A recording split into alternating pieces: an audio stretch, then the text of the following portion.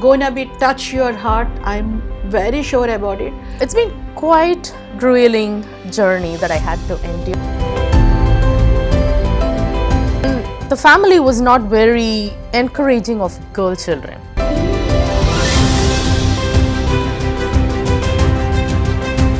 So I've never seen my dad my entire life. So you never seen your dad in your Never entire life? seen.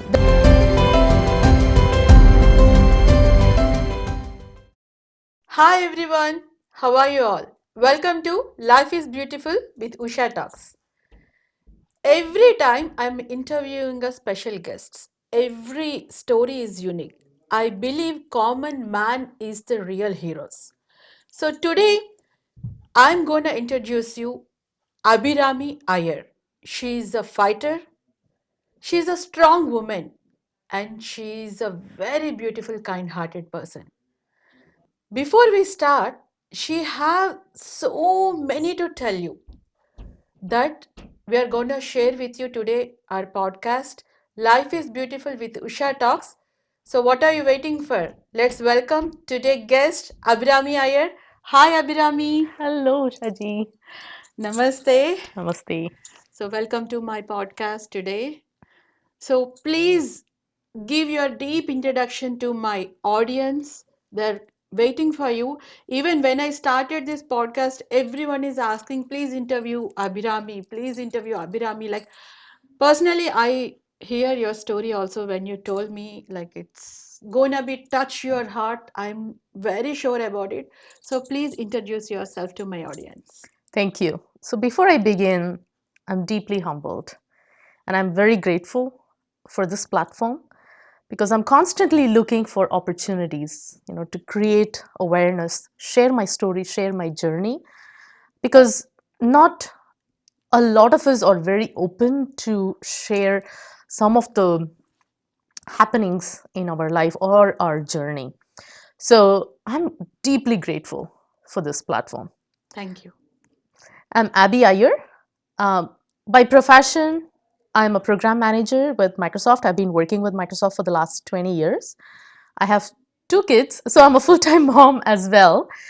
So I live with my husband in Sammamish. And most recently, I am a breast cancer survivor. Yes. And it's been quite grueling journey that I had to endure, but I came out stronger. And I've been doing a lot of awareness work in our community. So I do a lot of breast cancer awareness talks and campaigns within Microsoft. And I partner with a lot of nonprofit organizations and do those talks. I'm also actively doing beauty pageant Right. as well. I find that as a great platform to network with other women. Right. And it gives me strength as well in Right. terms of healing Yes. and take my work to the international platform. Right. Most recently, I won Mrs. Elite Universe America title. Wow. And that's going to take me to the international platform of participating in Mrs. Universe 2025 at Philippines in October. Wow. Congratulations and all the best. Thank you. So, see, guys, like every time we are thinking after marriage, there is nothing to do. After kids, there is nothing to do. After like settled in life, after 40s also, there is nothing to do. See, there is so many opportunities waiting for you. The world is with so much of kindness welcoming you. Please choose whatever you want to do and success, be happy, happy life. Okay. So, Abhi, so tell me, like, first, I just want to start from your childhood. So, yes. Definitely. Without that story, my story is incomplete. Yes. So I'm glad you asked. I'm from Chennai, India, and I've grown up mostly in Tamil Nadu. I have to share about my mom first briefly because without knowing her story, my story doesn't have a proper introduction, right? So my mom, she is from a very conservative Tamil family. Nice. She has many siblings. But like every family, they were going through challenges at one point in time. And because of the family pressures and whatnot, they decided to marry my mom off when she was just 16. Okay. So my mom was just a 10th student at that point in time, and uh, they got her married, and her marriage started off in a very tumultuous way. The family that she got married into were not very friendly. She underwent domestic violence and dowry as well, so they kept asking her for more money repeatedly, which my mother's family couldn't keep affording. And then, of course, she got pregnant immediately. And when she was 17, I was born. And the family was not very encouraging of girl children as well. So they were expecting a boy child. So soon after I was born, there was more toxicity brewing. And I remember my mom sharing these stories when I was young, that at one point, the toxicity from her in laws, be it the mother in law, the sister in laws, was quite bad. That at one point, she had to literally flee their house with me, fearing for life. So she got help from the neighbors who kind of knew what was happening in the house. She literally begged them and found her way out with their help. And after she returned to her maternal house, um, the families, of course, weren't supportive, right? Because no one wants your daughter to come back home, Right. Especially in India. especially in India. So many cultures we grew up with. If they were well educated also, they think with narrow mindsets. Exactly. Yes. Exactly. The situation was intense. My mother's family tried hard to give whatever they were asking, whatever they were demanding to patch up. But at one point, it was becoming unaffordable for them. And the families decided to just pause things at where they are. So I was probably a few months old when this was happening. So I've never seen my dad my entire life. So when I was just a few months old, all these things happened, and my mom returned back to her maternal house. And there was confusion in terms of what's going to happen to her life next. So you are the only daughter. I'm the only child. Yeah. And my mom decided that she needs to go back to school to study. So she started doing some correspondent Graduation courses. education. And my great grandma took care of me. My mom started getting her bachelor's degree. And after that, she started working as a school teacher. Super. And in the meantime, there were attempts, from my mother's side to try their best. But I was told that my father's side was not ready to take my mother and me back into their family.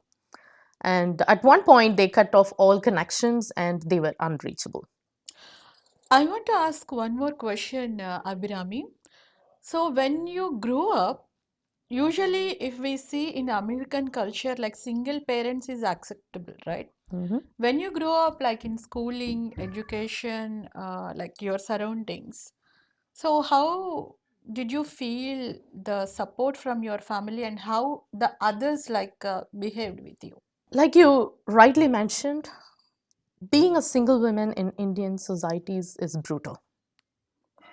There's no other way to describe it for the single women and their families. So my mom had to be financially Independent. yeah, I wouldn't call it independent because there's no really independence for single women, even though they are earning. They are still part of the larger families. They have to depend. There was never independence per se, but at least she had to make sure that she's bringing food to the table for me and herself, and planning for my education. There was a lot of taboo in the family and in the societies, right? So growing up, people always found ways to ridicule single women based on her status. No matter what, it's always the women's fault for the marriage to go wrong. They always tarnish her character, no matter what. And for me, it was a very different scenario, meaning I've seen my friends, sometimes, life throws things at us. I've seen some of my friends losing their parents, due to natural reasons. But I've never seen anyone who was separated and has never seen one of their parents. So for me, it was confusing. Yes. And now I knew I was carrying a lot of trauma, but back then I didn't know. So I was finding it hard to explain to my friends where my dad was. There was not even a picture of him because my mom literally had to run away from their house without anything. So you never seen your dad in your Never entire life. seen. There was one picture that my mom kept hiding. Like there was one picture somewhere she found, she kept it hiding from me until I was a teenager. I'll talk about it later. Okay. But when I was very young, I just didn't know. I didn't know if my dad was, what color he was, how tall he was, how would he look, how would he speak, nothing. You like girls, like they're very close to fathers if we talk to Yes. other parents and families. When you grow up, I know your mom like had so many problems with their families and all. Did you feel anything like okay, certain age, especially teens, we don't want to listen anyone, right? We Mm-hmm. want to do whatever we want. If we know like family situations also in that time, like okay, I want to see my dad. I want to spend time with him. I want to go back to him. Did you feel like that? Many times. So my mom was busy, right? Mm, Earning. So she started working as a teacher. Then she started studying in Peril because she wanted to grow in her career. The money that she was making as a teacher wasn't enough. mm, So she was doing two jobs and she would run tutoring in the evening. And when I started, um, maybe in my 10, when I was 10 years old or 11 years old, I would start helping her in any way possible. So she was literally doing two jobs. And she was focused on the financial aspects right. mostly. So I was kind of navigating this kind of lonely, vacant life, I would say, because there were no siblings. My family was there, whenever I needed, but I navigated a lot of vacuum, honestly. Mm, And at times, I've asked for my dad mm. that I wanted to see. So my mom decided that she should go and approach the court for help because until then, it was mostly families, Family trying, and then they don't want involvement, to yeah. take things to the court because it's not Court and police stations, no one wants to go, no one wants to. They think it's a very bad. They exactly. didn't know what is justice for them to, people are like, they are also friendly these days. We see so many Yeah, things like they're very, being friendly, yeah, police officers and lawyers and courts. But that days, of course, yes, no one wants to just to see, like, don't want to go. If you go to police station, that means you are bad. exactly. Exactly. So already my mom was navigating a lot of challenges, Mm, but she, at the deep of her heart, she thought maybe if she moved to court mm, and if she was given a chance to talk to her husband, mm. like in a private setting, because all the time that she was navigating in a very joint family system, very toxic in-laws, and she didn't have that private He space. doesn't want to see you at all. They never made an attempt. They never made They an attempt. never made an No, attempt. never, not even once. I started asking, Mm, right?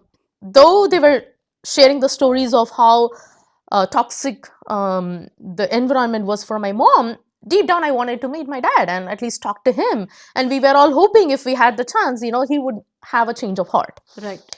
So my mom moved to court.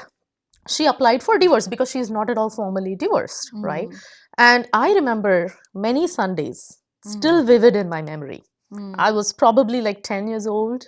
mm, So she would prepare me Sunday morning to go to court. mm, And she would tell me she's afraid. Like, she wants to get back with her husband and start a family just like everybody mm. are. But at the same time, she's very afraid that they would take me away. A fear that every mother Ah, has. yes, yes. Like, what if things go bad and what if I lose my daughter? So Mm, she would tell me, when the judge asks you, mm, you should tell, when mm, the situations are bad, you should always tell that I want to be with my mom. mm, So she would prepare me.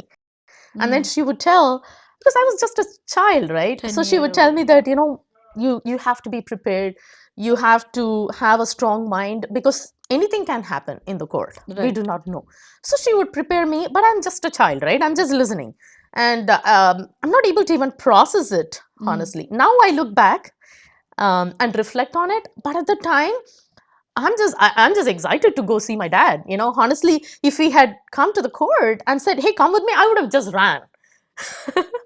I would have just ran, not knowing what's going to happen next. So that's how the longing was. But every time we used to go to court, you know, be there, and when our case Did got you called, see your dad on court? they never showed up. And in India at that time, they were able to get away by paying money. So the system of Vaida, they call it Vaida, you can get as many Vaida as you want. But every time we had to go show up in court, we had to pay money for the lawyer fees, right? And other fees that we had to They pay. never showed up. They never showed up, not even single time. I think we tried pretty hard for like 2 years. And then, they just didn't show up. And we were exhausted and we couldn't pay the fees. And one last time, I remember we went to the police station because we wanted to find out, okay, what's the final exit door here? Because we are kind of stuck. Then the police officers and whatnot, they listened to the story and they said, you should, to my uncle, right, the maternal uncle, you should not have married your sister when she was just 16. That was child marriage, honestly. 18 is the legal age. And you guys married her at 16, which means the marriage itself is void. It's null. It's not even legal. Instead of supporting women, people are, encouraging the women to back out Yep. from the fighting. Yep. I see so many situations like this, Abhi, not only like this. See, seriously, when I started this podcast, people thinks like, okay, why Usha, you are doing this? You don't earn anything, okay? Just sit and home and watch kids or start a daycare, start doing that, doing this. No, I want to do whatever I want, right? I know what I'm doing. You said it absolutely Right. right. Things are changing. I acknowledge that, but we still have a lot of way to go. Seriously. So you were So spot on. then mom like step back when people are talk like that. Yeah, so they just told the marriage itself is null void. They should not have gotten her married at 16, and we just gave up at that point in time. They had relocated to a different place, so we lost complete trace of where they are and what they are doing. And now here I'm in my early teens. I was probably like 11, 12 years old. So audience, like if you are watching this podcast, I'm gonna tell you one thing. We were sitting here in Seattle, Washington, United States. Abhirami is here. See, look at her story. Like when we are listening to her, if you touch any girl's heart, also they have so many hiding stories also inside. But still, we have to fight. We have to show the world what we can do. I keep saying, whoever, especially in 20s, teens, like in 30s, like please don't give up. Keep fighting. So, Abhi, just tell me like your childhood and your teens, and you're going to say something. Yes, please. Yes. So I'm in this early teens, um, about to get into puberty phase, and we all know how the teen phase can be, especially for girls, right? Right. Girls go through a lot of emotional, hormonal changes. And I was not an exception. So my intensity to see my dad started becoming more and more. One of the reasons was I got bullied a lot at school because I didn't have a dad. So I was a strong girl, like in terms of academics. I was quite popular in terms of sports and whatnot. So people didn't find anything to put me down. But the moment they asked me about my dad, I would shut down, cry. So they know my weakness. And they used it as an opportunity to bully me. So that was getting hard on me. I didn't know how to express it. Versus, if I bring this topic within the family, people are not ready to have that conversation with us, right? They would say, no, you cannot talk about it, right? You don't want to talk about, what happened. We all told you it's done, right? Just learn to move on. And the elders don't have time to sit and emotionally coach a child who's going through it. They just think if we give the child the food, the education, it's all taken care of. Then they don't sit and talk, and they don't even ask one single question also. why you are like this, Yeah. what happened to you. Maybe things got changed, like last 10 years I see Hmm. people are changed, Yeah. but before that, no, not even a single word. They don't even ask, like, why you are like this today, what Exactly. happened to you, please ma come and talk to me, anything problem, like you can share with me. Yeah. Please parents, please, I beg you all, please talk to your children. Even we try to, talk and communicate every day, but still children is not like, you have to go with your heart Yep. sometimes. Yep. Yes, please, Abhi, Yep. continue. And the formative years are so important, right? Mm, As parents, to have the tight bonding with our kids. mm, And childhood trauma is one of the most difficult trauma to resolve. right. So I'm sharing this because growing up, I have formed these ideas of that I'm not worthy enough to Mm, have a normal family like others. I'm getting treated differently because I'm not worthy, I lack something. And I unknowingly developed people pleasing attitude mm. because Tell me, tell me an example. the love that comes from a tight knit family was not given to me. Mm, Of course, my mom made sure that I'm fed, I have my uniforms, she's paying my school bills and whatnot. But she didn't have the time to give me a hug or sit down next to me and understand what's going on with me because she's navigating a lot of challenges on her own, mm, and I don't have siblings to go and talk to, and my extended family was busy with their own lives. So I was needing love, but I was made to believe that I had to work hard to receive love. So whenever I'm around my family or friends, I do things to get their attention because it was not naturally given to me. So I mm, have to do things. I go do house chores, when I'm at my aunt's place, or, do things, take care of their children, do something so that I'm appreciated. And what I need, is given. I'm given the attention that I mm, needed. mm, So unknowingly, I have developed the people pleasing attributes. And of course, women are not given the rights to speak up in general, right. particularly if you are coming from situations like what I'm going through. Mm, There's not a lot of say, mm, right? So you just have to keep everything within yourself. right. And as a child, I was doing that. I was a heavy people pleaser. I wanna uh, I wanna just listen to everybody Mm, and just keep giving and giving with hopes that I will get it back. mm, So there is this wounded inner child that was crying inside me mm, growing up. And then this wounded inner child believed, oh, one day if I see my dad, I'm daddy's princess, right? He's gonna give me everything that I'm missing here. Especially kids who are going through, parents' separation, divorce, or loss of a parent, they deep within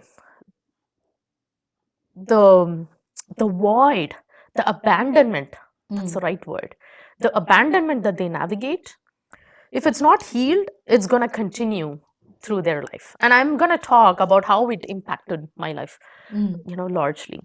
So it's called fear of abandonment. mm, You don't want to be abandoned, and you think your parents' life got into this state because of you. The child always blames itself for what's happening in their parents' life. mm, If they're not receiving the love, they always blame themselves. What did I do wrong? These are all very minute child psychology concepts that I learned later on. So I blamed myself. I believed that I'm not worthy enough. I became a people pleaser. I'm navigating this void. And when I hit my puberty, now all of a sudden I'm a woman, right?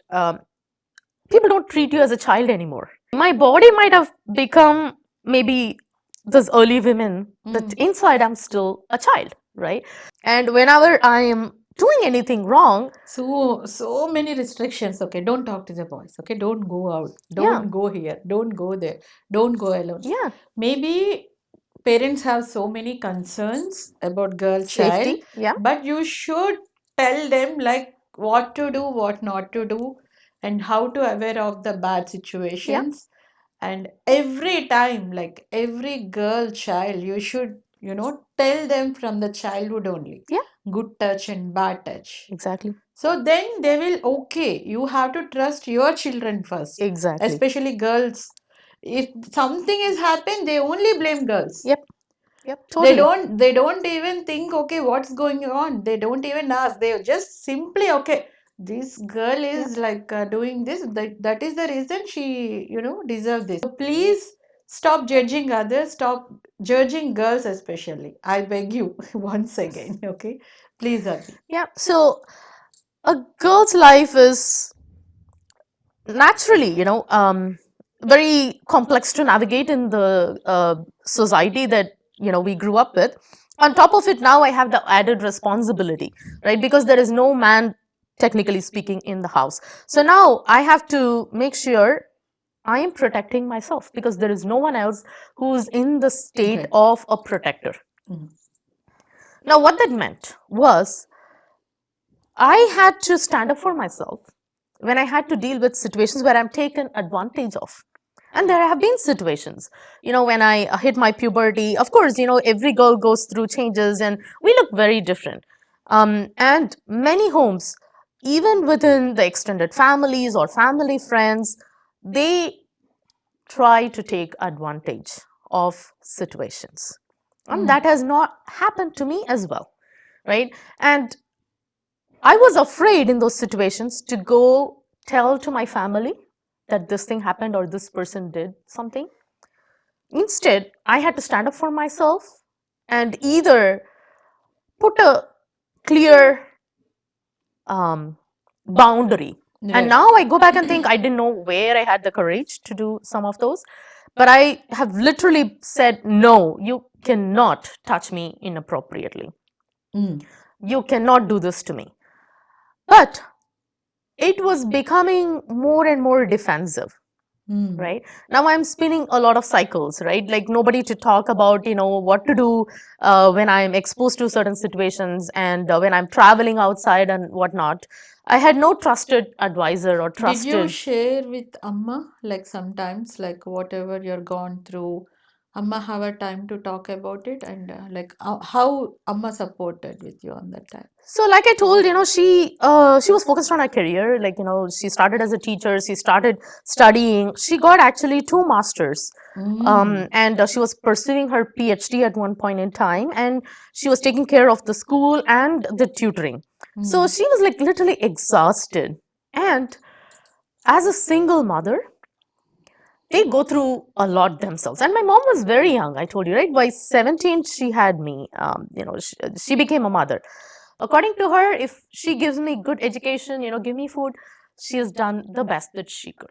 So going back, no, we didn't have those type of conversations. And because she was a teacher, I was very afraid because she used to be very strict with discipline. And I've seen her, how she's with other children and even myself, right? She was my principal. I studied in the school that she was a principal. So she was very busy, honestly speaking.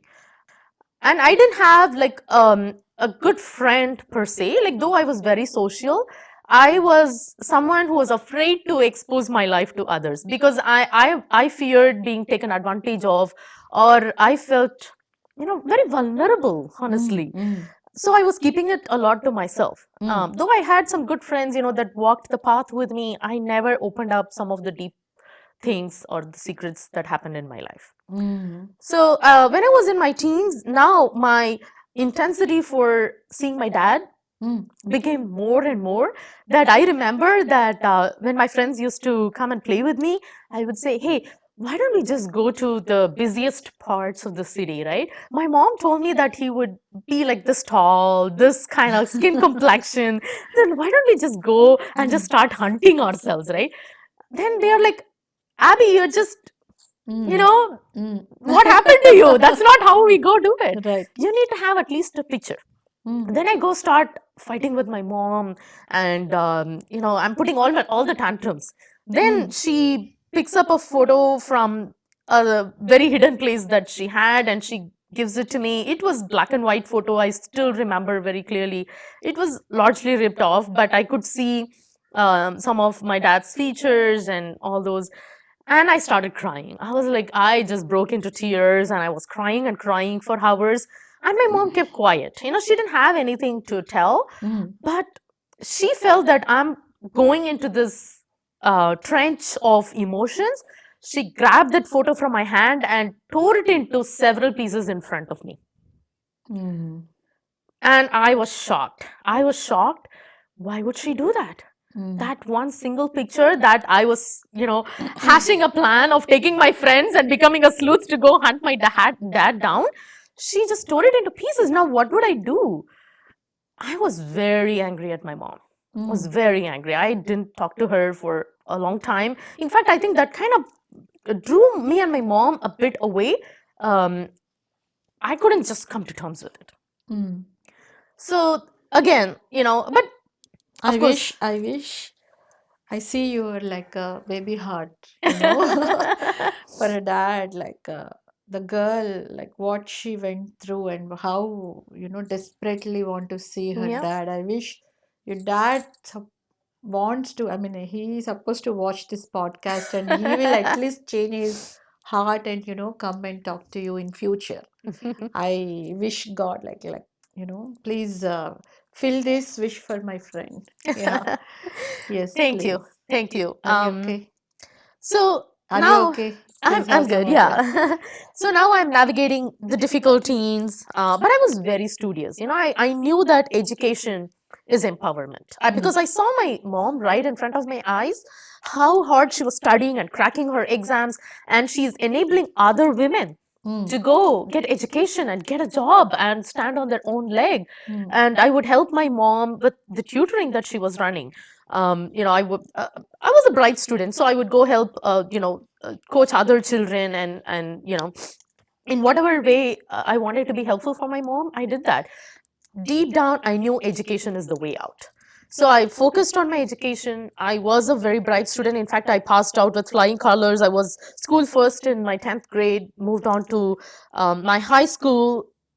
I had like 92% in high school. I was one of the toppers, you can think of, and got admitted into engineering. My mom wanted me to do computer science. I want to ask more funny questions now. While your education, like your friends, did you do any naughty things? Like tell me, bunk college and going to the movie. Who's your favorite star? Like in Oh, I was a huge Chennai, Rajinikanth I fan. know people, even தலைவர். Andhra in Chennai is also like they go, watch movies like too much. They Exactly. love movies. They live in movies. I know that. Exactly. So Thalaiva. தலைவர். Ah, தலைவர் fan, hardcore Rajinikanth fan right super. from I was growing up, and I always wanted to watch his movies first day first show. Super. Still, I like the style of Rajini sir, Oh yeah. Still, when he's wearing glasses and he's doing some, I keep watching from the childhood. I really love his style. Yeah. And other than studies, I kept myself busy with some extracurricular activities. I'm glad you brought that up because Tamil, I was very passionate with Tamil. When I was in middle school, one of my school teachers identified my passion. So I used to write, and my fluency was very good. Nice. So she coached me to do Tamil elocution competitions, where we can go participate at district, state level, even competitions. And I've done that, and at one point, I was a state champ for 2 years in a row in Tamil elocution. And I've got awards from, many different personalities like Shivaji Ganesan, Vairamuthu, lot of popular personalities. Right. And I just loved being on the stage and speaking Tamil, gives me that, Yeah. it just gives me goosebumps. And I'm like writing Yeah. poems and essays that gets published. I'm now, Oh. I'm doing what we call in Tamil is a pattimandram. What exactly in English? The English is like a debate. So you're split into two different teams. You're given topic to debate against each other, and there's a judge who will decide which team won. Debate kind of programs like Vedika, something we can, just a debate kind of Right, programs. right. Yes. So now I'm doing that at the state level as well, and some of my debates have been telecasted on televisions as well. So Nice. I have a huge, passion for Wow. Tamil, and that gave me the confidence, honestly. in a way, right? Being on the stage, meeting other people, and so that kept me going. And then I am in engineering. I have few friends, who are. Um, I am thankful even now. Some of those friends that I had in my high school and even college, they though they don't know my complete story, they knew parts of it, and now they are becoming my not just friends. They are giving me the strength, Wow. right, to combat the loneliness, and they also are protective of me in a way, because they know what I was going through, so they are naturally becoming protective. So I'm indebtedly like thankful for those friends from high school and college as well. And now college was a different ball game. It's completely a different ball game. Uh-huh. So when I got admissions to do engineering, there was a huge backlash from the family, and the family friends and whatnot, because I was the oldest in my mother's family, and I'm the first one who's going to step out of the house to go do engineering. And given that I didn't have a dad, now there is even more backlash. And everybody were literally threatening my mom, saying, oh, she's gonna fall in love with somebody, she's gonna run away with somebody, she's gonna get pregnant. All these, Too much, huh? all these stories that people would tell to threaten I know, and make you weak. Yeah. It was done.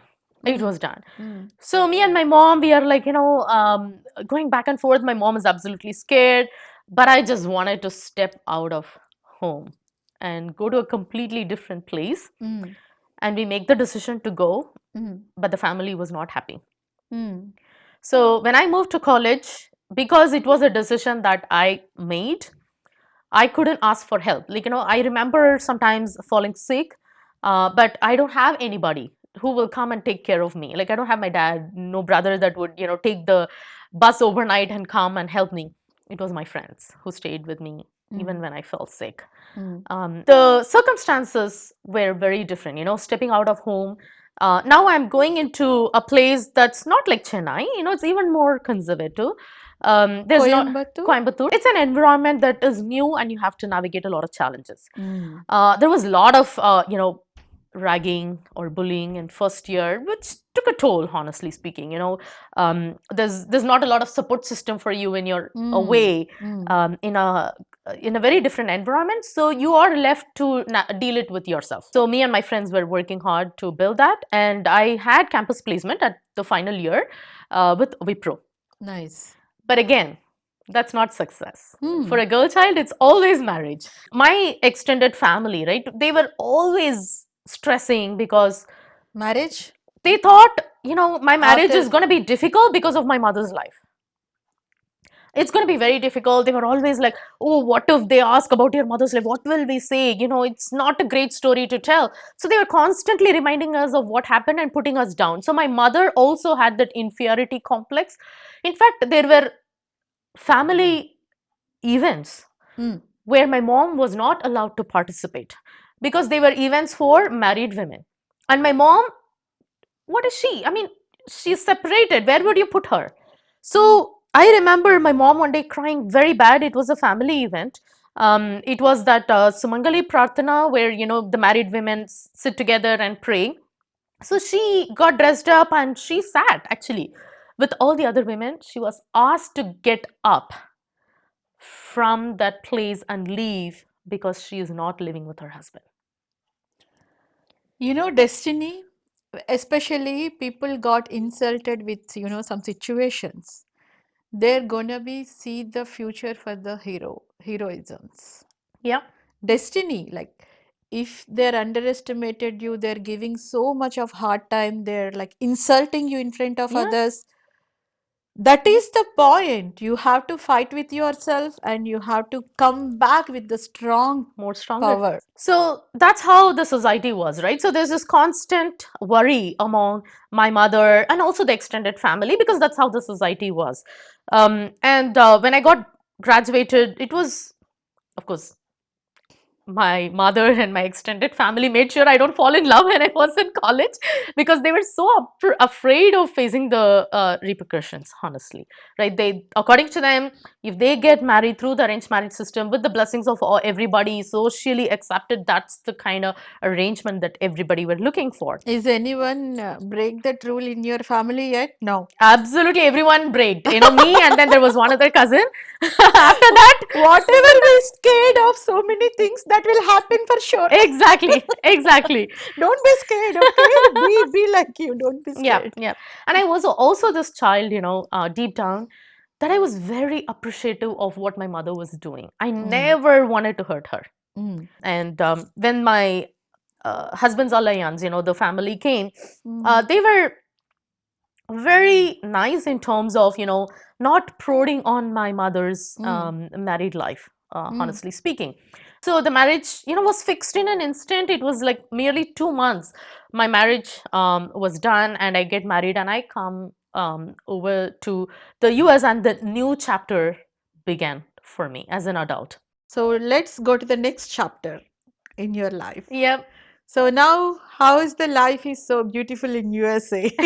Before talking about the US and whatnot, Mm. this child within me right now is an Mm. adult, Mm. and Mm. I'm longing to have a family, Mm. because I didn't have a family growing up, per Right. se, Mm. right?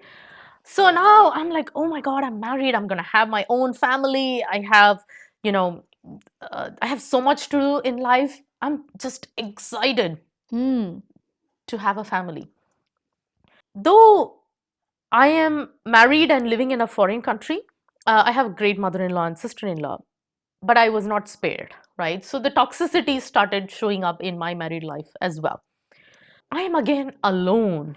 You know, I'm feeling alone. I had to fight a lot of things by myself, be it um, getting back to work, earning. I'm feeling I'm alone. I'm left alone to prepare. I'm left alone to navigate things. And people were very toxic. That there are people who don't want you to be successful or to be in any form or shape better than them. Mm. So there were toxicity like that I had to navigate with no support. Mm. And the abandonment, the aloneness started popping up again, because that's what I was dealing with as a child. Outside I'm like happy going around and doing things, but inside I'm like, why do I have to deal with this alone? Why is that the help is not coming to me? Even when I am asking for help, I'm being put down for some reason or the other. So we had our daughter, and I was navigating work life and balancing as a mother, and I wanted to stop with one child, honestly speaking. The reason behind that is a woman needs to have a solid foundation of support system Mm. for her to feel confident to bring more life into the environment, Right. You're absolutely right. right? So now, because I'm feeling alone and kind of having to navigate a lot of challenges by myself, I'm exhausted. I'm exhausted. Though I was longing for a family, right? Deep down, I wanted my daughter to have a sibling because I was alone. And many times I've broken down and felt, oh, if I had a sibling, I would have had somebody to pick up the phone and share what I was going with. And I never shared anything that was happening in my life with my mother. And that kind of resonated with me. So we went for the second child, while a lot of challenges that we were already pulling through, right? Because Mm. once you have a child, your career also you need to grow. And when my son was about a year and a half, we started noticing speech delays in him. Mm. um, there were like early signs of him um, not being socially active. He was having a bit of a speech delay that was like a red flag, and I wanted to take some action on it. So I spoke to my doctors, and at the time we started doing some early speech therapy Mm. for him before he was 3. And they told that it could possibly be autism spectrum disorder, but they told they cannot do the diagnosis until he is 3 years old. So we were doing like early intervention, and I was very hopeful that things are gonna get back to normal. But when he was 3, there was not a lot of improvement. So we had to go give the formal diagnosis, and he did get diagnosed with autism spectrum disorder, which is also called ASD. Mm. The situation was very bad. Like, by the time that we were trying to figure out what was happening with him, where to go get help to do what is needed next, there was not a lot of information available as a mother. And he was at a daycare. Like, when he was a small child, until he was 2, everything was fine. And then we moved him to a Montessori. And at that Montessori, because he was not speaking like other kids, within a week, they called and they were very rude at me, saying I have to take my son out of the Montessori like in the next day. What? Yeah, because their school is not provisioned to handle kids, who have speech delays. Sorry to hear that they don't even kind to the kid and they can like tell you in a nice way also. So, technically speaking, all the schools are supposed to have provisions for kids who come with different needs. Right. We were just told that they cannot work with my son, and I have to just take him out, and he cannot come to school the next day. That's it. We were My just, God. and I'm a working mother, right? So I have to be at work, and what do I do now? So I'm trying to get some help, and I find some nanny to come home and help while I'm figuring out what are the next steps. And navigating through the medical system was very hard. So my primary care physician said I have to go give an assessment with a child psychologist who should assess my son. Mm. And there was like 2 months wait time. And we go through this process, which was very stressful, very taunting. It's not very straightforward. You have to go to the psychologist office. They ask you to fill a questionnaire as a parent in terms of what the child is capable of doing, what's not, and then they put the child in a room. The parent cannot be in the room. You have to watch from the outside, and then there is some tests that the child has to perform, right? Be it putting objects together in place, identifying numbers, letters, sounds, and whatnot. But I'm thankful, right? Though it is painful, I'm thankful for all the tests that was done. So then I pull my son out of the nanny situation that I was trying to keep up with, and then I find a school that provides special environment, right, for them to learn and grow, because they need things that are done differently. So he's communicating with you, like in what is the way? Like I just As a want to child, he understand, could like communicate, yeah. just that his vocabulary was not on par with a child that was developing, uh, you know, for lack of better words, normally, He like right? to play, he like to go out, he like to eat nice food. He's like other childs. Like what is exactly they mentioned about this? I want to So understand more. he has a lot of social inhibitions. So Mm. that's primarily what autism spectrum disorder is. Bill Gates is on the spectrum, right? So now I put him in the school. It was very stressful, very stressful. I have to put him, and that school was just half a day, so I have to put him in that school for the morning, and then I take him out, and then I worked with another Montessori. They were absolutely fabulous. They were absolutely fabulous. They were warm and welcoming, and they said, your son can thrive in our environment. Just bring him in, and then if you want to put a therapist along with him, we are totally open. And it was Arbor Montessori in Sammamish. I really want to thank them for giving me that first step. So I Super. took my son over there. The therapist used to accompany him, but soon within a week, the teacher in the classroom said, your son is doing fabulously well. He's showing a lot of progress. We don't need a therapist inside. Let him be with other children. He will learn by observing other kids. Right. But the challenge there was, the way it works is it's basically rote learning, meaning they expose a child to a particular situation repeatedly, so this child memorizes the situation and responds to it. It's not coming from within, it's the memory. They Mm. make the child go through it again and again and again. So now I'm observing and understanding the limitations. It's going to work for a little bit, but when he grows up, he needs to be on his own, exploring the world. So the therapies cannot be the solution, Right. right? And there is not a medical treatment or a cure, right, for this. But luckily, I found Ayurvedic treatments in India, Mm. and I read about a clinic. Just out of my curiosity, I find this Ayurvedic clinic, and I go there, take my son, we do the initial assessment, and the doctor coached me that there are several reasons why this could happen. One is definitely some genetic issues, could be some genetic markers, which is, we don't know a lot today. But then he told he's seeing a lot of kids with speech delays, ADHD, ASD, all these developmental related, issues. They are like on the rise. He gave me a list of things to include in my pantry, right? So I had to redo the whole thing. And the more I did, and of course, the Ayurvedic treatments, I started huge results in my son's health overall. In about a year and a half, night and day change, night and day change. And then I started enrolling my son in more classes. He's now in public school. He started thriving. He was making a lot of progress. And when he was about, I would say, 9 years old, we stopped the Ayurvedic treatments. Our Ayurvedic doctor said he doesn't need any more treatments. He's totally fine. Okay. When he was in middle school, he just didn't need any help, right? He just walked into middle school. He can figure out things on his own. And he started playing basketball. He's in his school lacrosse team. And he's an example that I tell a lot of parents. Yes. So I understand as parents, it's not easy for anyone to be in certain situations like that.